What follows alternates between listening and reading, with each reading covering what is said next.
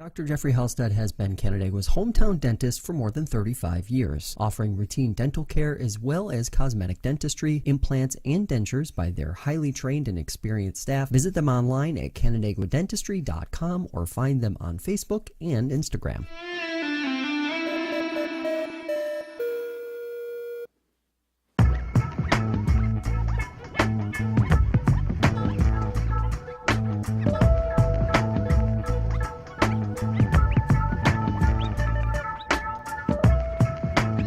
Everybody, welcome into Fresh Takes with Russo and Felice. I am Paul Russo, joined as always by Nick Felice. Nick, I don't know any other way around. We got some breaking news to get to already in the NFL apparently here, but look, we have a lot to get to. Last of the regular season wraps up for the NFL. Some coaching news, in addition to that breaking news, previewing Wild Card Weekend, recapping college football, and we're going to touch on some college basketball because we finally got that back at center stage in the college sports realm, so it's good to be back in that space talking about that. You going to a late dome game tonight, Carrierdale? I'm not. At least at the moment, I'm not. I mean, I don't know. You never. I guess late one. Never say never in that space, but I wasn't planning to. I'm not even planning on going back to the dome until probably a couple of weeks, really, from now, to be completely honest. We got to go to the Clemson one. Yeah, I don't know. We'll see. But how are things been for you? It's been an interesting week here. I know last night, I know even we weren't anywhere last night here at FL1 broadcasting, but even then that would have not made a difference because of the windstorm. So I know it was probably a bit of a quieter night for you than it ended up being. Yeah, this last week we've had a snowstorm and a windstorm, and also saw some 50-degree weather this morning. Yeah, it kind of cleared out the snow a little bit, but yeah, doing well. Like I think I said this last week or the week before, the NFL playoffs is my favorite, other than March Madness, is my second favorite playoff format. So I'm really looking forward to that this week. Mm-hmm. And, yeah, I'm doing well. How are you doing, Paul? All right, we're good. So let's get into this. Let's jump into it. We have some breaking. We'll start with the breaking news of the NFL here, because obviously when that's the case, sorry for that pun there, Nick. Peel back the onion. Nick's dealing with a new phone case. It's not going well, but I didn't mean to say the word case there and rattle the cage there. It's too late. The only way I can really describe this news, Nick, is Pete Carroll has been fired, sorta. So after years of pining for it, apparently on this podcast, this was not the year I would have expected Pete Carroll to be fired, but that's the case. So long story short here, I'm going to do the Clip Notes version of the statement from Jody Allen, the chair of the Seahawks. They amicably have decided to go in a different direction in that space. He's going to stay with the organization in an advisory role. Pete's the most winningest coach in franchise history, been there 14 years, probably the longest coach in their franchise history as well. Like I said, just more or less just missed the playoffs this year. And I don't know if it's kind of baffling, to be completely honest. This one, to me, has definitely got to be, at least at the moment anyway. And even then, there's been rumblings about Belichick and stuff as is anyway. So I guess that won't necessarily come as a surprise in that same way that this one, to me, is a surprise. Like, I had no idea this was coming. I don't think anybody had an idea this was coming. I just, in this immediate moment, shock, I think, is the only word I can kind of really say here. Yeah, the fans, the media, everybody else not involved is shocked today. But this, John Snyder, the GM, and Pete Carroll have been on, like, the same page since he's been there. Would you say 14 years? 14 years. And there's no way after 14 years, a Super Bowl win, 2 Super Bowl appearances, that he blindsided Pete Carroll today. Some might look at this as a promotion, but it feels like a demotion. Mm-hmm. I think mutually they agreed to this, that maybe it's time for a new face, because Pete Carroll, what we've seen with the Seahawks, is one of the best teams in the NFC from year to year, but not lately. You're right. Lately, they snuck into the playoffs last year. Yeah. They almost snuck in this year. That's just not Seahawks football. That's not Pete Carroll football. I think it's time for a new face to run the team. Pete Carroll is still going to be there because what he has done for that organization, what he's done for the city of Seattle, so they're going to keep him there. But to run the team, I think they need a new face. Could be an old face. Dan Quinn, maybe. You mentioned that before the show. Yeah. There's no way, I assume you probably agree, there's no way they blindsided Pete Carroll today about this news. This was a mutually agreed decision, and I am shocked that it came, but seeing the past Seahawks teams, this is like, especially defensively, this is not the Seahawks of old, and it's time for someone else to run the team, and be interesting to see who. Yeah, I don't know. Obviously, Dan Quinn has ties to the organization, right? So I think that just kind of puts him at clubhouse leader. Really, I thought was a good head coach in Atlanta. When he had that job, the Atlanta job appears to be just one of those cyclical things at this point, I guess. We can talk on that, obviously, in a minute. But, yeah, I don't know if I necessarily disagree with that blindside element of it, like you said. Part of me feels like it kind of was, though. Like, I don't know if on Monday morning the upstairs portion of the Seahawks thought this was the right move. I think there have been some other firings happen that, like, we'll definitely get to here that have happened. Looking mainly at the Mike Vrabel one, that maybe has them thinking, like, look, Pete, I think, is the second oldest head coach, or was the second oldest head coach, and that's only behind Belichick, I believe. So, I don't know. Now, I'll say this. Those Super Bowls were a while ago now. In the grand scheme of it, they were a while ago now. But, for all the... This is where I think I'm kind of the opposite of you in a way. You know, I think he's the main reason why this team has been competitive the past couple of years. You want to look at all the storm that has caused from the Russell Wilson drama and everything else in that space. And Pete, to be fair, is culpable in some of that. But I don't think you are alive until the end of week 17 like they were this year. And make the playoffs last year with Geno Smith, probably with any other coaches for the most part. I mean, I'm sure there are, but, like, he was the right man for the job in that moment. So, I don't know. In that space, I am kind of surprised, I think. And that's where I feel like maybe there was some blindside type stuff in it. But like you said, though, I don't think it was necessarily like that true blindside. Like they woke up this morning, it was like, yeah, let's do it. I think it was kind of like one of those things. They woke up Monday, probably planned on keeping him. And then, you know, this is where I think we can pick up these other conversations, right? You know, you see Arthur Smith with the Falcons get fired literally at 12:01 on Black Monday. Like, Arthur Smith, the owner of the team, or Arthur Blank, rather, the owner of the team, literally did not waste any time technically on Black Monday, right? Washington fires Ron Rivera. We all expected that. I did, especially, obviously. What's your thoughts on it? Had to be done. There's only a handful of people from the Dan Snyder times still in the office. He was one of them. Had to go. If the team was better this year, I think he had a shot at being retained, but that was a bad team, especially the second half of the year. Like, it was just a bad team. Mm-hmm. You know, Vrabel. Yeah, Vrabel, though, is the surprise of the bunch. I was kind of surprised. I get it, right? They probably should have been better than they were this year, but they dealt with 2 quarterback injuries, to be fair, right?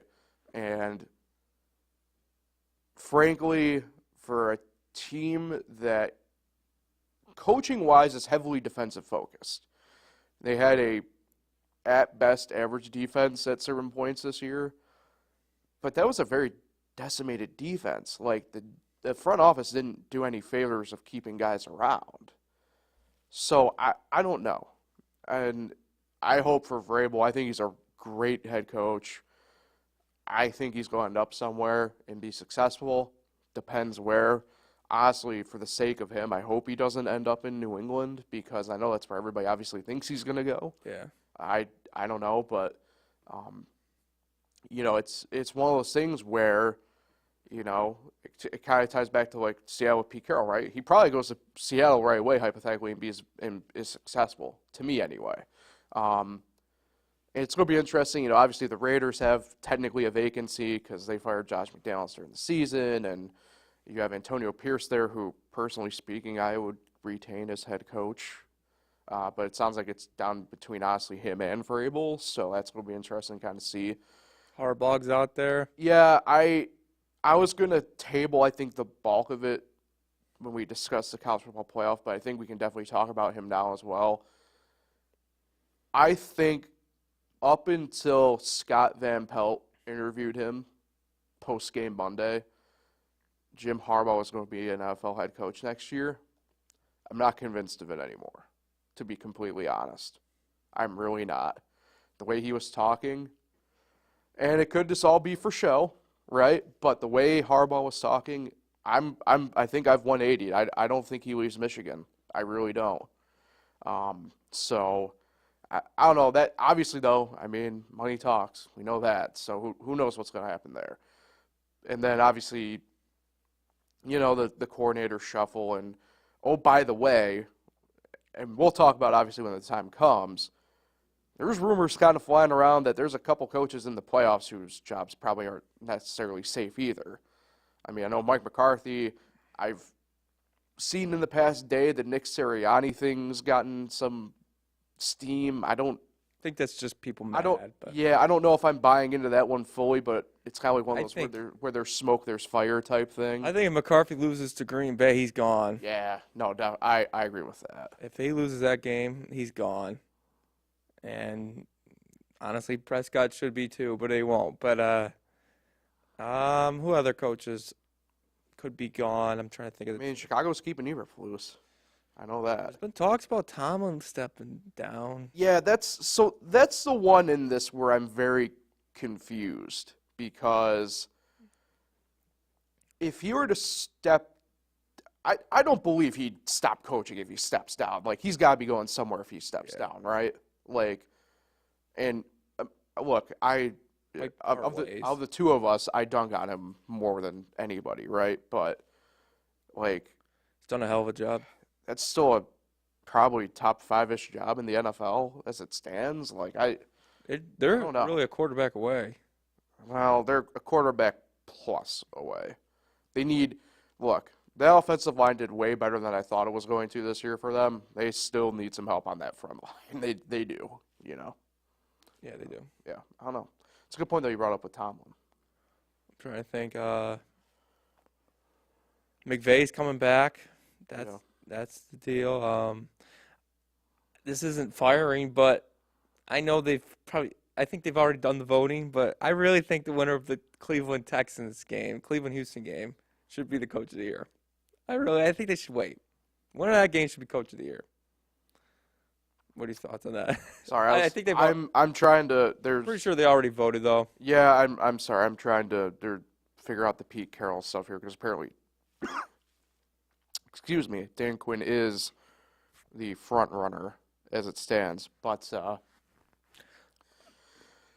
yeah, I don't disagree. I don't want to undersell what DeMarco Ryans has done this year.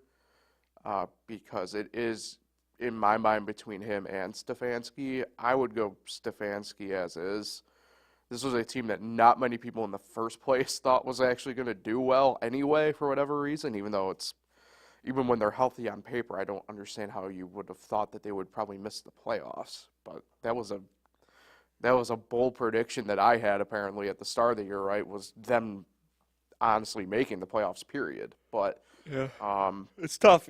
You think? Yeah, I don't know. I don't disagree with you, right? But yeah, I think voting is already done. Technically. So It sucks for Campbell because he probably would have won it any other year. But the main thing with him too, though, is, and maybe this is more an indictment of the team itself. I don't know if it was complicit or people, you just get more scouting reports and video on guys, but and this is something we'll probably discuss when we make our picks, right? But like, they didn't do anything really second half of the year to really get anybody excited, to be completely honest. Like, it's one of those things. Like, I was looking back at our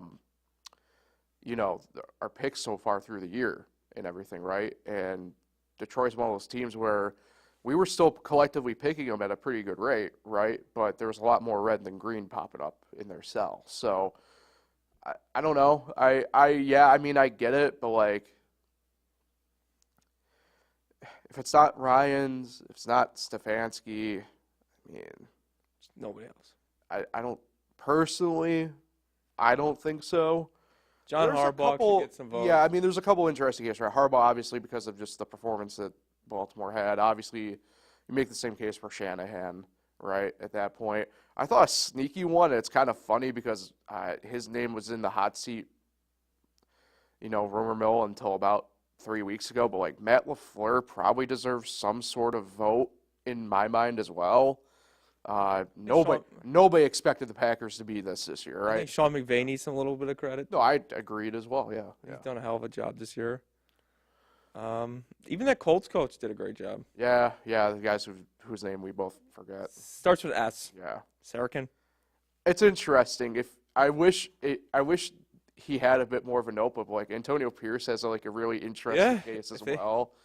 That was the team that was alive again until week 17, technically. So, like, I don't know. Yeah.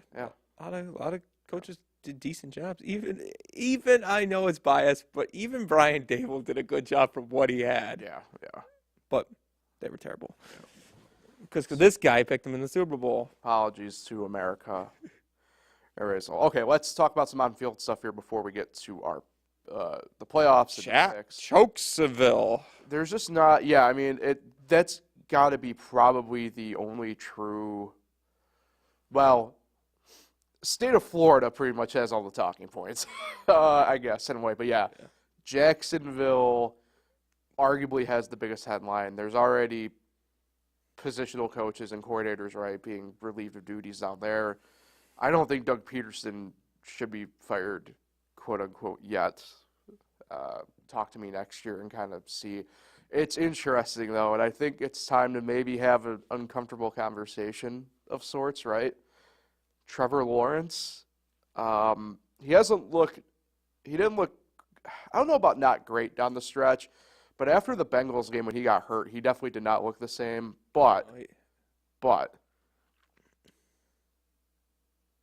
I don't want to say we've seen his peak already, but, like, he really, like, and it's a team effort, and I get it, but, like, that Tennessee game's on him.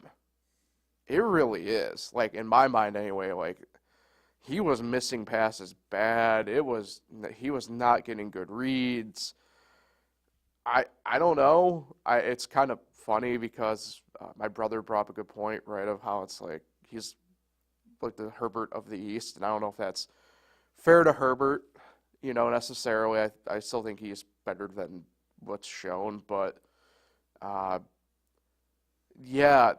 Trevor Lawrence debate's going to be interesting next year.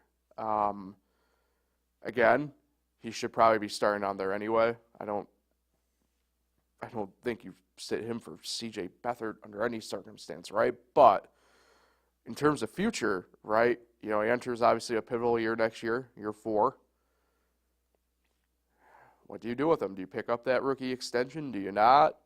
It's going to be some difficult conversations in Jacksonville now because of this Week 18 game. Here's what I have to say about Lawrence and all quarterbacks that get hurt. You never get any credit for going back out there, for being tough. Right. There's no credit. Let's look at Lawrence. Let's look at Josh Allen last year. Let's look at Jalen Hurts. Probably all three of them should have been out, but they decided to go out there because they were healthy enough to play. Right. And you just don't play at the same level as an injured player, and it comes back on you. Like, people started doubting Josh Allen last year. People started doubting Trevor Lawrence this year, Jalen Hurts. But they're tough guys. You look at Big Ben, Eli Manning back in the day. They always played. Right. They battled through injuries. They didn't. Guys who sit out for the year because of their injury so serious, they don't get knocked on for their career because they're not out there. They're just like, when he comes back, he'll be great. So what I'm trying to say is, I still believe in Trevor Lawrence. I still think he could be the franchise guy there. I think you pick up the extension, and you can build around him still. He's just, honestly, when he got hurt, what was that, Monday night game, Thursday night game? Yeah, Monday night game. I thought his leg snapped off. Oh, yeah. That was a disgusting injury. Yeah. And this guy's out there playing next week. Yeah. There's no way he was 100% the rest of the year. And I know NFL players are always never 100%. But for him to even go out there and play, I give him credit. He wanted to win. They just choked, you know. It's a team sport. It's not all on him. No, I don't disagree, right? But, like, there's certain elements, right, where your leg is right here. Your brain's up here. Mm-hmm. Last time I checked, they aren't switched. You know, and that's my main issue with Lawrence right now is, like, just literally for them, they were winning in at that point still. There was no other way around it. And that's where I go back to, like, he had for them, it ended up being their second to last drive, 4-2, and he had about one of the wackest overthrows I've ever seen anybody have. Period, no matter the situation. And especially in a heightened state like that, can't be having that. Can't. No. And allowed everybody to get in. The playoff teams were set after Jacksonville lost. Pretty much, yeah. And Bills fans will take it. Yeah. I mean, they went from thinking, man, if Pittsburgh won, if Jacksonville wins, we're a loss from being out of the playoffs. And now here they are, 2 seed, potentially 2 playoff games. It's crazy, right? Because you know, we were talking about that Monday a little bit. Like, if you were to tell us a month and a half ago that the Bills would be the 2nd seed in the AFC, I think that's part of it for me where it's like, yeesh, where it's like, that's crazy. But, like, I would have laughed. Like, they did pretty much everything they needed to do the final month and a half of the year. Now, does that mean they were playing just good 100% of the time? No. Like, there's some things that offense, so it's kind of mind-baffling to me. But that defense stepped up a ton the second half of the year. Especially, there was a lull for them, like, midway through the year, but they really got themselves out with a lot of – they're dealing with some injuries in that defense. And to do what they're doing, that's pretty good. But, yeah, I'd say the second main story of headline of the weekend has to do with that Bills-Dolphins game. And for as much as it is about the Bills, it's also got to be about the Dolphins, right? I mean, they had a 2-up lead pretty much on the division since the beginning of November, give or take. Like, and well, you know what? Overrated? No, I guess to be fair, they did choke. I mean, They have pieces in place, and I get they had some injuries too and everything, but, like, damn, like, the NFL, when you're up by, like, 2 games, like they were, like, it's a lot. It feels like a lot anyway. I don't know. I feel, you know, it's kind of funny. They might be the most fraudulent team in the AFC, but what's wild is, to me, I don't think they're, like, one of the top 2 fraudulent teams in the league. I think those kind of belong in the NFC. And we'll get to that when we make our picks, obviously. But, yeah, like, I don't know. And, again, like, I do think Tua's good. Like, I'm not saying you're doing the Trevor Lawrence questioning thing with him, obviously. But, like, Tua made some boneheaded things happen in that fourth quarter. Yeah. Again, one of those things where, like, and I get if there's some argument, like, coaching and everything, right, or whatever. But, again, you know, Tua's brain to make the decisions up here, right? It's not anywhere else. Like, you know, I think, and obviously it's tough in the moment, and I get it, right? But I'd like to think I wouldn't be thrown into double coverage on a 4th and long, like, when your game's on the line like that. Like, I don't know. Like, it's one of those things where, you know, he's not as bad with it, right? But, like, he does, like, two good things and then, like, one dumb thing, and it's just like, what, like, come on. Like, you're better than that, you know? It's funny. Tua replaced Jalen Hurts in the championship Yeah, game. yeah. And now they're the two teams going in this year's playoffs. Not feeling great. Yeah, no, yeah, I mean, they're probably they are probably the two biggest teams in the NFL in that sense, right? Where it's like, you really did have it literally, you had it by the ass and you let it go. Like, Yeah, they both choked their that's division. bad, right? And that's where I think that, you know, Sirianni stuff kicks in, and I think McDaniel gets lucky because he's a second-year coach, so there's going to be no true smoke on him yet. You know why the Eagles choked, though? We haven't had a repeat winner in our division Yeah, that's true. The NFC. the early 2000s. Yeah. Cyclical. It's absolutely insane. I thought for sure the Eagles would win another one this Well, year. no, I mean, it's interesting, right? Not to get too off topic, right? But, like, Washington's two closest contested games in the division this year were both against the Eagles. Like, it's just, you just don't have any explanation for it. It's just the NFC East is just the NFC East, you know? But going into this year's playoffs, you have to, I mean, I know we're not ESPN and Fox and all that, but we're going to talk about the Cowboys here. And Yeah. it doesn't matter what the Cowboys do. Everybody knows this. What they do in the regular season, it matters what they do in January and maybe eventually play in February, which hasn't happened in my lifetime, but not since I was a baby. Yeah, it's just 4 games. They have to win 3 games here to get to the Super Bowl, 4 to win their ultimate prize. And right now, this is the start of the Cowboys season, essentially. Yeah, I mean, I think, and, you know, this is probably a really good segue to get into our picks and everything, right? But, you know, Dallas,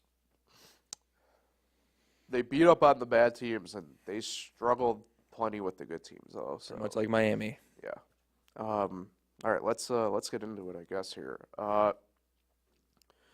So we both went 10-6 last week, so I take the regular season crown by 1 game. Thank you. 165-108 is my record in the regular season. You're 164 and 109 in the regular season. I'll take it. So I go into the playoffs with a 1-up advantage. So we have But 13 games left. yep, yeah, kind of crazy. Pro Bowl. No, there's no game in the Pro Bowl anyway. Flag football. Not until it's an Olympic sport officially. Yeah. So Way to go. So 2 teams on the bye this week, obviously. AFC with Baltimore, NFC with San Fran. We begin, there's 6 games spanning from Saturday at 4:30. You like this new format, this 3rd year in a row?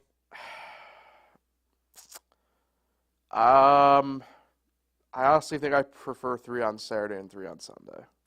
I think it was the first year, and then last year or something, they put in the Yeah. Monday game. Yeah. I would prefer it too. Yeah. The short week to move on to the divisional round. Yeah. I don't think that's great. No. Especially in theory, like, that team could play Saturday. Yeah. Like, no, I'm out with it. That's why we're here and not slinging TV deals. So your first game is Saturday at 4:30. Cleveland at Houston. Houston is 2.5-point underdogs at home. I don't think this was probably the matchup Cleveland wanted, but It's playoffs. right. You know, that being said, C.J. Stroud back is a pretty big X factor in my mind. I weighed it pretty heavily, obviously, last week in the regular season for Houston when they played in Indy. I think that line is borderline pretty spot on. I can see this being a really close game. That being said, I'm still taking Cleveland here. I think that defense, again, kind of been saying it all year. We haven't talked about them a ton recently, but it's arguably one of the best defenses I think we've seen in our lifetime. It really is. So Not to I'm going Cleveland on this one. not to spoil some picks, but how cool would it be next week Sure. to see Joe Flacco take on the Ravens Right. and the Chiefs Bills once again? Right. And that would be Mahomes' first time ever in Buffalo. He never played there. I don't think Ever? so. So I'm taking Cleveland. All right. It's an interesting game. I'm willing Houston, this is a building great year. Like I said in probably the earliest podcast in September, so they weren't even going to win a game. So that's why DeMarco Ryans is my coach of the year, because I thought Houston was going to be terrible this year. And great experience for that team. So, but Cleveland's going to win this game on the road. Going to be a tough one, though. Our first of 2 weather games, by the way, Saturday night, 8:15. On Peacock. Exclusively on Peacock. Miami at Kansas City. The Chiefs are 4.5-point favorites.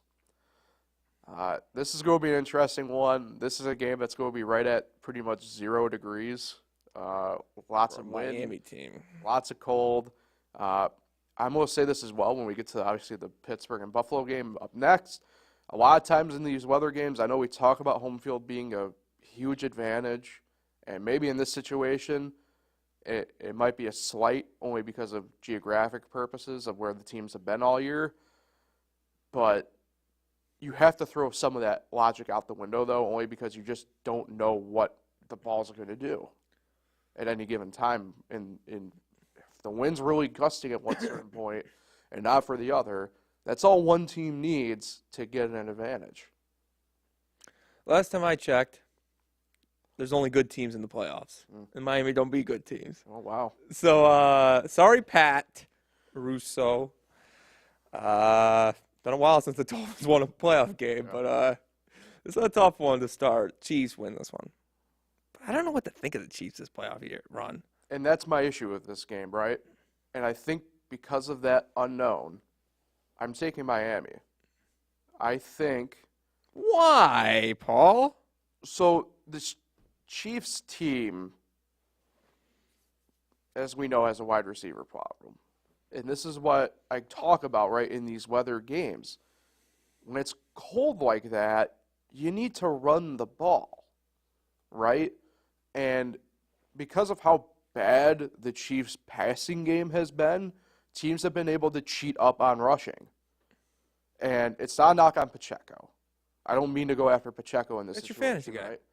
Right? Yeah, but you also, who else I had in fantasy? A-Chain. And guess who I'd rather have in a game on a heads up? I'd rather have A-Chain. I think, push comes to shove, I think the Dolphins can get it done. But much like what I said anyway, prefacing this, I don't think it's going to maybe necessarily matter about who just is playing better. I think it's going to matter of, what way you're going on the field when the wind's going. What, does it die down for a quick second so you can aerate it if you need to? A key thing here with this, especially in a game that is projected to possibly be and I talk about which way you're going with the wind, are you going to be able to kick a 40-yard field goal when you need to? Probably not, maybe. It's one of those things where it's I don't know. So I'm going to go Miami. I just think, Andy Reid, I'm taking. I just don't think it's one of those things where it's Kansas City wins, but I definitely don't have any faith in them next week if it's Buffalo. It's the way it is right now with them, All right, keep on that train. Sunday at 1, Pittsburgh at Buffalo. Buffalo is a 10-point favorite. This one is the bigger weather story game of the weekend at the moment. I think it's only because it's Buffalo on the lake. Cold. Right? Cold. Windy, snow. Again, obviously this is a case of you have to kind of put both teams in the same boat. Pittsburgh is not maybe necessarily unaccustomed to this, obviously. How far does that drive to Pittsburgh to Buffalo? Probably a couple hours, give or take. Probably pushing the 2.5 side, I would say. But that being said, obviously, I'm still leaning Buffalo here. I don't necessarily believe in the home field in these weather games. I just said that, obviously, right? Because I just think it's more or less a toss-up of, when can you just get lucky with the weather, in essence, and make a move. Now, that being said, though, Buffalo is just very much so clearly the better team. And Mason Rudolph? Well, right, and that's the thing. Mason Rudolph, he looks good. How good is it when you're only averaging 6 yards a pass? That's the thing. So I'm going to stick with Buffalo here. 10 points is a lot, though, in this game. I don't know if Buffalo is able to technically cover that, but I don't know if they necessarily need a covered 10 in that situation, obviously, right, to be convincing enough of a win. So I'm going the Bills here. I'm going Bills, too. But I think Steelers can make this game closer than people think. Okay. I think the Steelers are going to come to play. All right. Sunday at 4:30, Green Bay at Dallas. Dallas 7.5-point favorites. Now, I said the AFC format would be crazy in the divisional round if that happens. I'd love to see Dallas Lions again because I think the Lions got hosed in that last time they played. And I think if we got Eagles, Niners, it'd be a good game. It doesn't matter. But taking Dallas in this one because I'm trying to win this game here of picking. Green Bay could. I mean, this is intriguing. Mark McCarthy is potentially last game as the Cowboys head coach could be against his old team. So it's a very intriguing game, and McCarthy is definitely on the hot seat in this game. This is a must-win or he's gone scenario. But I wouldn't be surprised they kept him because Jerry Jones has been very loyal to his head coaches. He keeps them for a while, no matter what the media says. So it'll be intriguing. But I got Dallas. So, yeah, this is my controversial pick, as I'll call it. I'm on Dallas as well. Just, again, I have to go on the visuals of this here, right? Like, who is just the better team? And even though they play to their opponent, Dallas is the better team. Could Green Bay keep it close for a while? Absolutely. I think that has a very good likelihood of happening even, right? But Their defense scares me. Yeah, push comes to shove. I just think Dallas can really, if they need to, hit the gas and go. You know, I can't necessarily say that about Green Bay in the same way I can with Dallas.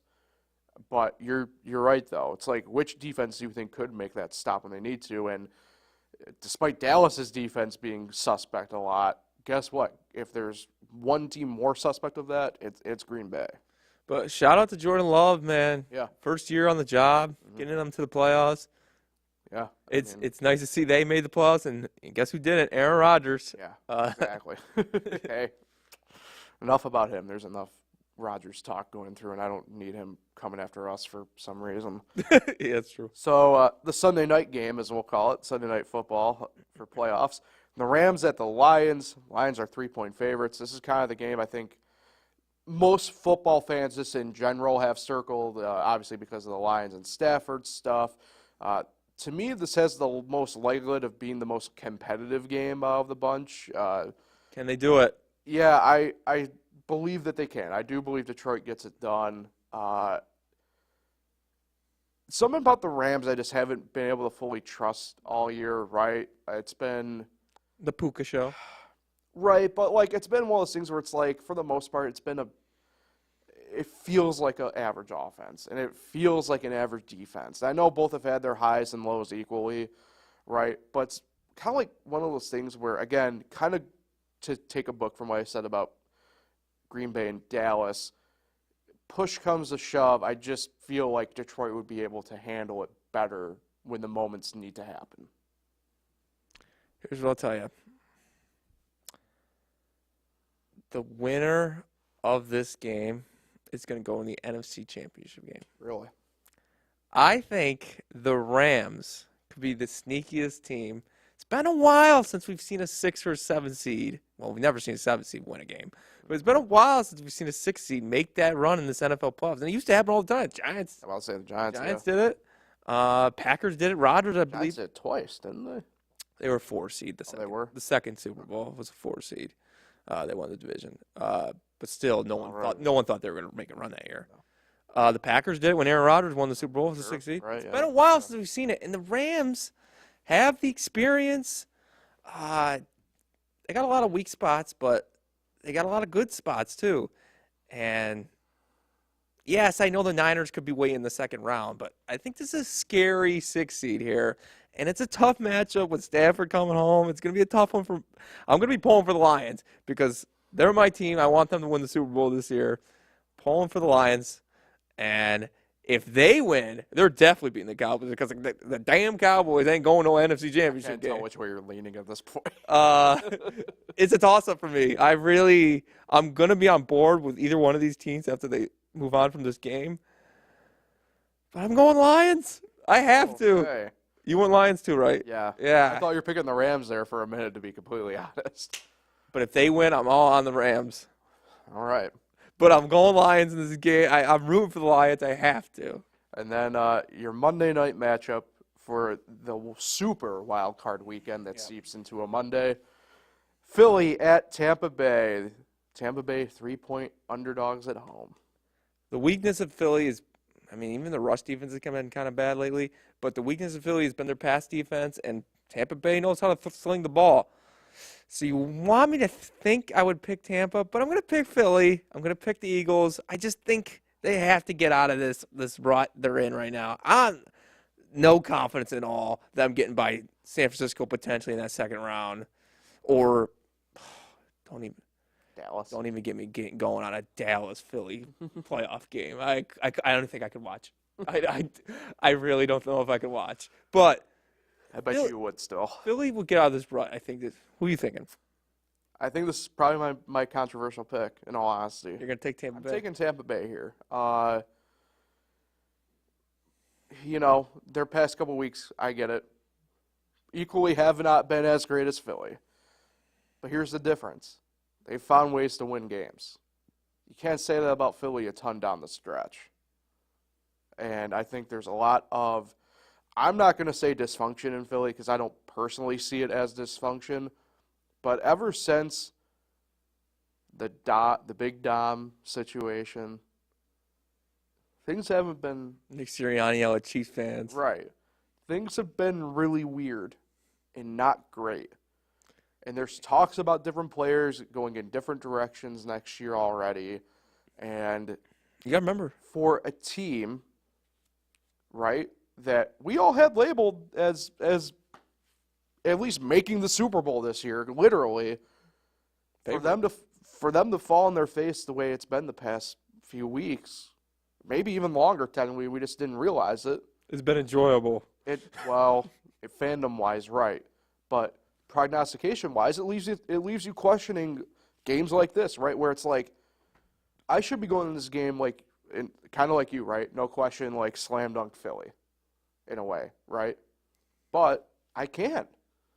And no matter what, in one of these games, you're gonna get one of these results, right? Where it's just like, well, the team with the roster that really doesn't live up to the other roster, but has just kind of played better all year somehow. They're the ones who kind of still came out on top. And I think that's going to happen here. I think that's the game this weekend that does it. So I'm going to go with the Buccaneers. That's interesting that two teams stumbling in the playoffs. You take Miami, I take Philly. Yeah. That's interesting. But as a Giants fan, I will. But what does that tell you about the teams, right? Where it's like, I guess I have to, like, it's one of those things, right? It's where it's like, who can you actually trust where it matters most? As a Giants fan, I will take a loss of one draft pick for that Eagles win the other night. But the Eagles, I remember the Eagles, they lost two very good defensive and offensive coordinator last year. That's a huge loss. But that's the other thing, too, about the Eagles that we didn't discuss, right? Is the whole entire, and we kind of did a couple weeks ago when it happened, but the Matt Patricia thing, that hasn't worked out well. So real quick before we move on, I just thought of this. What do you thought to Jameis Winston? Oh, yeah, we didn't talk about that at all. Okay, it's a bit conflicting personally because of the way I would go about it. I don't have a problem necessarily that they scored. I have a problem with the fact that they lined up in victory formation and didn't respond to the Falcons being like, you're kneeling it, right? Because, that's what teams do when victory formation happens. And it wasn't Dennis Allen's call. Right. And, there's a lot of things there to unpack. And Arthur Smith obviously probably knew he was getting fired. And justifiably to me, and it's kind of funny, the reaction of maybe you should have shown that energy the whole season. Easy for you to say, one, okay? Two, and we didn't discuss him obviously really at all. I don't have a necessary problem with Arthur Smith. I think is he a great head coach? No, but I don't think he's bad either. I think he's just kind of there. But that was nice you said about the Falcons. Some coaches are like that though. I personally speaking, I'm, in my coaching that I do, I try and be as even keel as I can no matter what. I'd rather have it be that way so that way I'm not running completely on emotion. You know what I mean? Don't worry, you're done picking Falcons games for a while. That's true.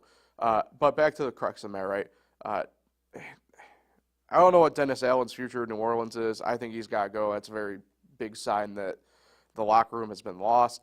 I think Jameis has to go now, and I get that he's broke, and that's just the way he always is. But like the fact of the matter is, just, like if you're coming out in victory formation, like now nobody's going to be one. And this is true no matter what the case is for the Saints next year. It doesn't matter if it's Derek Carr under center, Jameis Winston, Taysom Hill, Caleb Williams. It doesn't matter. Somebody's going to get hurt on the Saints next year because they're going to come out in victory formation at some point or like at halftime when you're in the give-up formation. And the other defenses aren't going to be able to just take you lightly now. They're going to see you do that, and they're going to literally do a 60 blitz. Like, it's going to happen, and somebody's going to get hurt, and it's going to start the cycle all over again of this. So it's got to be – yeah. It's when you call victory formation, you cannot change your mind at the last second. Correct. Now, if they came out, like I said, I don't necessarily have a problem with the touchdown still. I'm all for keeping your foot down and everything. But if you're going to do that, do I form. Do something that shows you're actually going to, I guess, do that. And I get there's fake plays. Like, well, what about the fake spike? Well, you're not in a victory formation on a fake spike. Okay, question. I feel like the victory formation is kind of like used to be the intentional walk in baseball. Yeah, no. Everyone knew what you were doing. Absolutely. Why not just get rid of it? And it was until 1 minute left in the fourth quarter, or less than that, actually, to be fair. Why not just call it? You want to say victory formation? 40 seconds goes off the clock. Yeah, I've kind of always said that to a degree as well. They got rid of the intentional walk in baseball, where you don't have to throw the balls anymore. Let's not kneel the ball anymore. Yeah, you might be onto something. All right, we're already kind of not running long per se, but we're talking about one game. Yeah. College football playoff. Michigan defeats Washington 34-13. Was a close game for a while. Maybe that was a bit deceptive, obviously, the way things really ultimately shook down. But Michigan, the Wolverines, first national championship since 1997 of any kind for football. I believe it's their first solo one since like 1949, or undisputed rather, as they have been calling it. It's interesting. I mean, this was a Michigan team I thought that showed up this year, as I'll call it, just in general, was going to be the team from last year, and it just never came to be last year. And you know, in terms of football, I like the fact Jim Harbaugh got the national title as a coach. I've never had any beefs with him, or I guess the family in general, outside of nice little bridge here to college basketball as we, wrap up our discussion for today. Tom Crean, but it's one of those things where it's like, okay, I think part of it too is just like the SEC fatigue, kind of in a way. Again, I'm one of the people, because I just like the sport so much, I really kind of don't give a crap one way or another. But, the amount of talk around the SEC this year and the way the college football playoff went down with the selection of teams that showed a very clear SEC bias, and there's no way around it. I think everybody's kind of rooting for no matter what in a weird way, because the way they were treated all year, from obviously the Connor Stallion stuff all the way back to the recruiting stuff. I think people wanted it to be anybody but Alabama. Now, I think for the most part, everybody was preferring Washington over Michigan. I mean, I picked Washington over Michigan. I have to eat the words on that, obviously. But there is no doubt that the better team did come away with the title.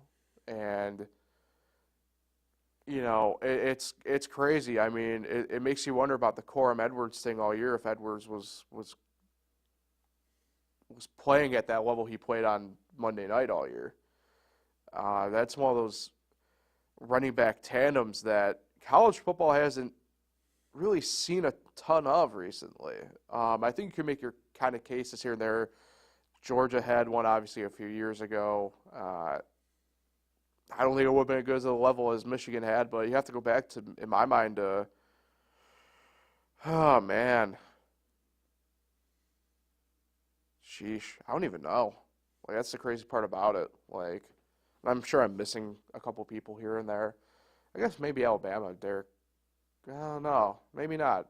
Yeah, so it's just one of those things where it's like, collectively it was just really good. Obviously the Michigan defense didn't matter who they faced. They were going to be really good no matter what. That's a fair concern, I thought, going into that game, right? It's, the Big Ten offenses, and I get it, but they also weren't in the Big Ten West, where that's really where the Big Ten offense struggles really hone in on. So maybe the Iowa game we should have taken more notice of in the Big Ten title game, where it's like, I don't think it really matters necessarily about who's in front of them. They're going to put you down and shut you up pretty quick. Yeah, for the first time on this podcast, a Big Ten team is a national champion in basketball or football. Crazy. Yeah, I got to swallow my pride there. Yeah. But Especially in that case for you, yeah. I mean, the winner of this game knew they had to win it because you can, with the new format now, you can never guarantee you're going back to the national title game. No. I mean, most times you're going to have to win 4 games in a row to win a national title now, and which I think is pretty cool. But, yeah, it sucks that the Pac-12 went out as a loser, didn't win the national title, but still a great year for the Pac-12, great final year. It was a great year of college football, to be honest with you. There was a lot of storylines, some good, some bad, but it was a great year of college football. And as much as I hate Michigan, I don't really hate Michigan. I should really take that back. I don't really hate Michigan. I hate the Big Ten. And I think they're so overrated. Gee whiz, I wonder why. I just think they're so overrated, but Michigan winning does help college football. I really do. It gives, it's not just the SEC school every time going to win the championship. So in a way, it is huge for college football to see a different winner. Even Ohio State, wasn't that surprising to win. Michigan coming through and actually pulling out a national title was kind of shocking in some ways. And it would have been the same way if Washington had won. And really, really intrigued to see what happens next for college football. Jim Harbaugh finally got it done. It feels like it was ages ago, and he was, 0-5 against Ohio State, whatever he was. His job was on the line. Remember those days? Yeah. He got over the hump with Ohio State, Look at me with coaches on the hot seat. got over the semifinal hump, and now he's a national champion. Yeah, it's pretty interesting here because, I wanted to double back because, like I said during the NFL talk, we're all talking about the same, right, where we double back a little bit about Harbaugh anyway. And it's very interesting right now with, obviously, the Pete Carroll news and going through really quick to see if there's any more shifting going on because inevitably when this stuff happens, right, that kind of happens a little bit, all of a sudden Harbaugh's name is not getting brought up again either. And I think I personally think a lot of it has to do with location and geography of this a little bit too. Like, the Chargers job seems great because you're in sunny, beautiful Los Angeles, California, right? Yep. But if you're Harbaugh, all your family's on the East Coast and everything. And, if that Chicago job opened up, I would probably still be saying Harbaugh's going to the NFL, just Chicago. But that job's not opening up. And to go back to what he said about what I was saying about when he was talking with SVP after the title game, he talked about how he's moved spring practice back a few weeks because they went deep into the season. A coach leaving wouldn't be already talking about that. Yeah. And maybe that's reading a bit too deep, and we've done that before. But I don't think he's going to the NFL. Like I said, I think, and you're right. You can't guarantee, really in this present format either, that you'll be back next year. But they have about as good as a shot to repeat recently as any of these other teams has. They really do in my mind. I think, the Big Ten's adding some juice next year, obviously, with the Pac-12 teams, right? Washington, Oregon, USC, and UCLA. But is that really going to affect as much as we thought it is, especially given the new format? Probably not. Maybe it does, right? UCLA is the question mark of this all, right? If you were to lose hypothetically to UCLA, would would that really affect you? Yeah, maybe to a degree, right? But that just means you don't have that luxury of, say, Indiana shows up on the right day, you know. But this Michigan team has an opportunity here to put itself with what we've classified Alabama as, with what we've done with Georgia, with what we've done with Clemson here in this recent run, where we expect them to be at least in that minimum conversation of Final Four year in and year out. And I think that's going to be the case. And obviously, right, you're Michigan. You get the recruits anyway, even when you're 7-5. Like you just do. Yeah, I mean, I said last week Harbaugh was going to have a NFL job by today, and it's not happening. It doesn't seem like it's going to happen anytime soon. Now, to that end, not to beat that horse any more than we got to, right? But like, when I looked just now, the Titans are requesting to interview Antonio Pierce, which is going to be interesting. That apparently the same two coaches are the same two head final. Could swap jobs, I guess, in this case. Yeah. I'm sure Vrabel's not going back to Tennessee, but. Yeah, and it's interesting. On the Washington side of things, it ends what's been a very Penix, great player. It's been a bright few years for that team. I mean, that was a team that was in the darkness for a couple of years. I mean, things were not good. They bring in, obviously, Kalen DeBoer to head things up, and he's really turned that program right. He brings in a guy like Penix through the transfer portal, but recruits the pipeline that Washington had made theirs for a number of years in California, in Oregon, obviously home state of Washington. But you look at guys like Aduzier, who, they hail technically from Vegas, and, he's got a really good pipeline going out there. And I imagine they're going to be hanging around no matter what anyway. So, but yeah, you mentioned Penix. Closes what is arguably one of the best college careers we've seen in recent memory. Obviously not the storybook way that probably anybody really hoped, but who really unfortunately does have that luxury. Yeah, Washington, like I said, there will be to say. I mean, that he's got that pipeline working really well. Like I didn't realize Penix had 4 season-ending injuries. Yeah, that's a guy he's a warrior. And saw that until the end of the game, right? I mean, he definitely had some sort of rib injury going on, and it sucks to see, but I don't think he was willing to go down in his final game. I just don't think he was willing to go down in that sense. So. But yeah, I mean, I don't know if you know this, but like Washington's one of only like I want to say a handful of schools that are actually inside a major metropolitan area like that. Like they're in Seattle, so that's something that programs can't offer for the most part. Look, USC is in LA and so is UCLA. I'm like, yeah, UCLA is more on the west side and USC's kind of more south than anything. Like they're in LA. Georgia Tech's in Atlanta. Yeah, but that's a completely different. Notre Dame basketball beat Georgia Tech. Yeah, but that's a completely different beast with Georgia Tech because of the academic portion of it, right? Especially Power 5 thing about like you can make again Northwestern. Well, they're north of Chicago. You didn't take and again academics. You didn't take my transition. Sorry. Apologies. I was going to rant. So how do you wrap up? Let's do a couple of minutes here on college basketball. How do you wrap up the football season, though, college football? Oh, it was good. I mean, everything considered. I don't know about the best year in recent memory like I thought it might be, but I think given, the talk about how everything's doom and gloom because of NIL and blah, blah, blah, and the transfer portal, man, that was just some good football played all year for the most part. It's going to be a fun year for Syracuse next year. Let's not cloud it up because of your own personal view on something, so. Yeah, college basketball. Let's talk about that for a quick minute before we get out of here.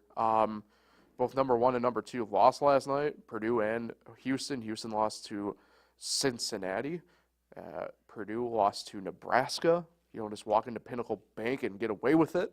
But Nebraska's an interesting team, though. That's a team that should be in the tournament, no problem and everything. But Cincinnati's the one where it's like, damn, that's where Houston got tripped up. Cincinnati's been bad lately, too. Yeah. So it's been that year, though, in college basketball where it's frankly, I don't know who you necessarily have as a favorite this year anymore. You don't. And I think it could be one of those years where you just catch a team at the right time getting hot and they can make a run. But, where it stands right now where more or less de facto halfway through the year, right? Conference play is kind of starting, or, now we're actually, really be fair, we're about 2 or 3 weeks into conference play. Yeah.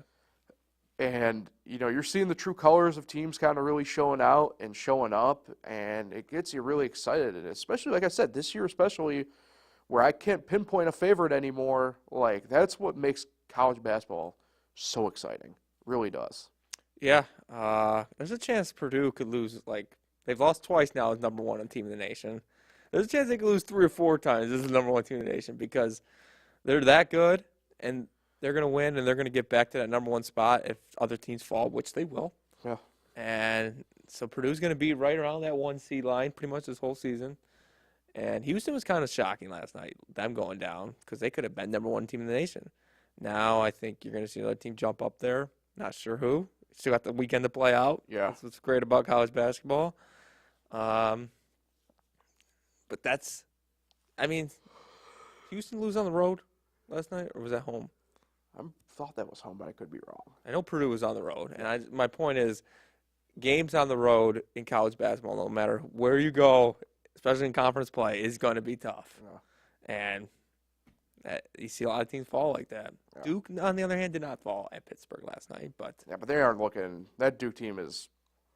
I don't know if they're necessarily underperforming or it's just like, again, we did the usual thing of hyping some of those kids up a little bit too much. And yeah, they played Notre Dame and Syracuse last week. That Filipowski guy did not impress me much, but he played well last night. But Filipowski doesn't impress me much, period, either. But it's just in general. Yeah, Syracuse, like you said, they played them last week, and Duke was just shooting the lights out from 3. So, especially the second half. Yeah, that game's like one. I was like, damn. But yeah, like I said, I must win tonight.